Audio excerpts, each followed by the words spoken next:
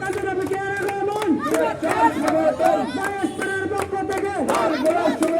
মহেশপুরের পক্ষ থেকে প্রিয় এলাকাবাসী, ইতিমধ্যে আমাদের মাঝে উপস্থিত হয়েছেন বাংলাদেশ জাতীয়তাবাদী দল বিএনপির কেন্দ্রীয় নির্বাহী কমিটির অন্যতম সদস্য সুরতলা সেরেগাতির মাটি ও মানুষের নেতা সাবেক সফল সংসদ সদস্য জননেতা আলহাজ কাজী রফিকুল ইসলাম ইতিমধ্যে আমাদের মাঝে উপস্থিত হয়েছেন।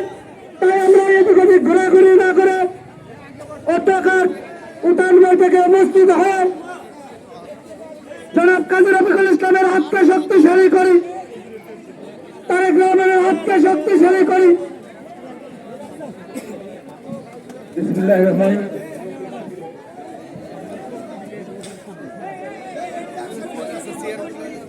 সবাই বসে পড়ি আমরা।